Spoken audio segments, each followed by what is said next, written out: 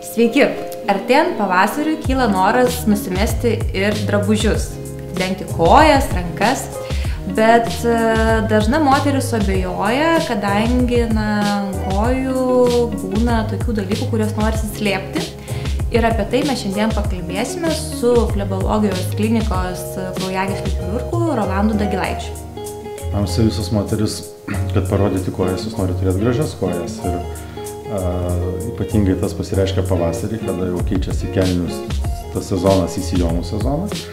Ir dažnai moteris atkreipia dėmesį arba prisimena, tai nelabai greitai atsirandantis dalykai, kad ant kojos, ten kur nesinorėtų, matosi kažkokia ar vena, ar gumbelis, ar kapiliaras, kuris šiek tiek nesutampa su norais, kaip ta koja turėtų atrodyti. Jeigu tai yra liga, tai aišku, žinoma, ją reikia gydyti.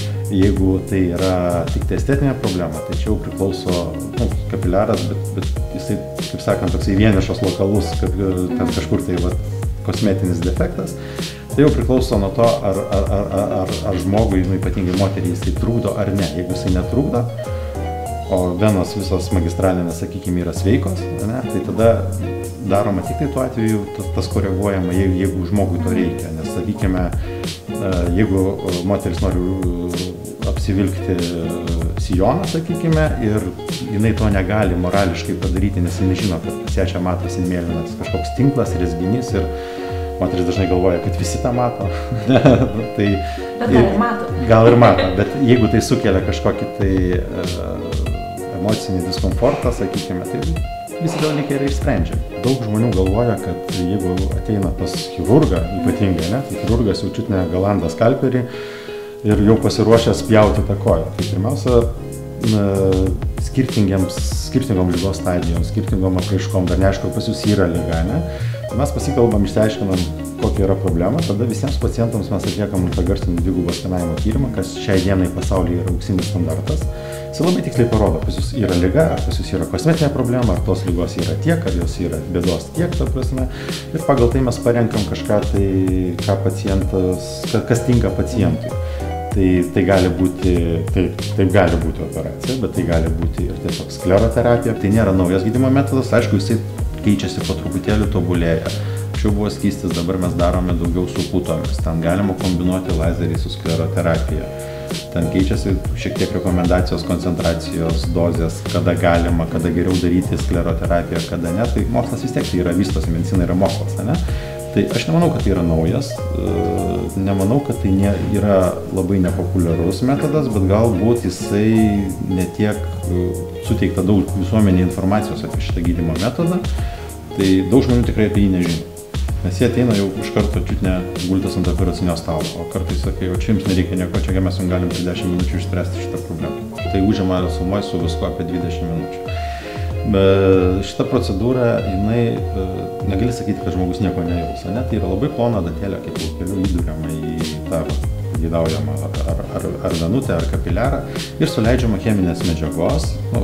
Liaudį labiau supranta, kad mes klijuojam tas kraujagyslės, bet iš tiesų tai nėra klijai, nes tai yra dirgiklis, specialiai sukurtas šitai procedūrai, šitam veiksmui, kad mes chemiškai nudeginam iš vidaus tą kraujagyslę, sukeliam uždegimą šiokį tokį ir jinai natūraliai sulimpa, nes principas tos estetinės flebologijos, ką mes kalbam apie kapiliarus, kad matosi ne kapiliaras, matosi kapiliare esantis kraujas.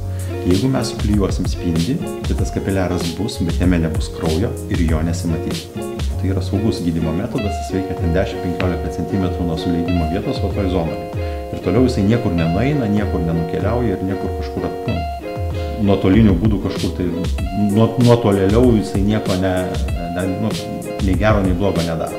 Čia mes kaip tik padarome, gydytojas mato tą patį gražiausią vaizdą iš pat pradžių, kada mes suleidžiam ir ta vena dingsta iš akių ir mes turim idealų vaizdą, taip sakant. Bet, kaip aš minėjau, visas šitas procesas vyksta per dirbtinai sukeltą uždegimą. Ką tai reiškia? Tai reiškia, kad po kokių 5-6 minučių toje vietoje bus paraudė. Bus šiek tiek negražu, gali biškai paniežėti, sakykime, ir tas iš karto gražu nebus. Mes taip sakome, kad galutinis vaizdas po skleroterapijos jisai yra po 4-6 savaičių. Tik tais, ne? Dėl to tai nėra labai greita procedūra, kad mes padarėm ir iš karto žmogus laimingas išėjo. Gražus ir laimingas. Gražus ir laimingas. Tai jisai bus laimingas, bet aš visiems pacientam aiškinu, kad iš karto koja bus negraži, kad neiškasdė žmonės. Bet tas visas negražumas, jisai yra laikinas, ne? Tai nėra visam gyvenimui, kad jums bus ten dar blogiau negu buvo, nes tada tikslo nebūtų tą daryti, ne? Tai jis yra laikinas, jisai išnyks po vieno karto, tų kapiliarų dingsta ir vėlgi ne visi, jų dingsta nuo 50 iki 70% po teisingai atliktos skleroterapijos. Dabar ką daryti su likusiais, ne?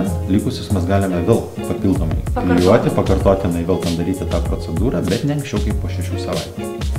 Tai dėl to, kaip sakant, viskas, kas gražu, reikalauja šiek tiek laiko. Gydytojo mažiau, paciento šiek tiek daugiau. Kitas momentas, po šitos procedūros reikia dėvėti, nešioti kompresinės kojines specialias, kurias irgi rekomenduos gydytojas. Ir čia, kaip sakau, kaip bet kokiam klijavime, nusipirkus klijų parduotuvėje bus parašyta patepti, prispausti ir palaikyti, tai kojinė daro prispausti ir palaikyti.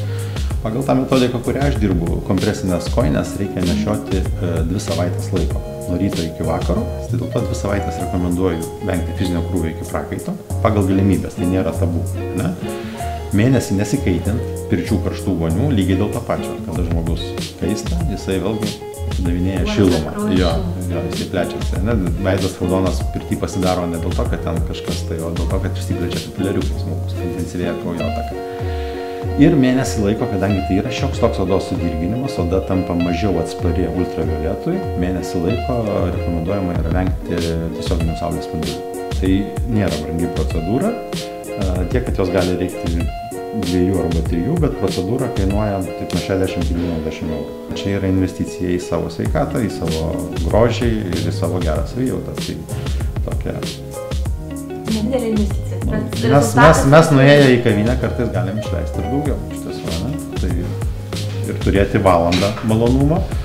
Jeigu jūsų moteris turėjo kažkokį tai diskomfortą dėl savo kojų, jinai gali turėti tikrai ilgiau negu valandą malonumą, dėl to, kad gali nešioti ten suknelę, ar ten šortus, ar ten pliaže išsirengti ir negalvoti, kad visi žiūri tą kapiliarą.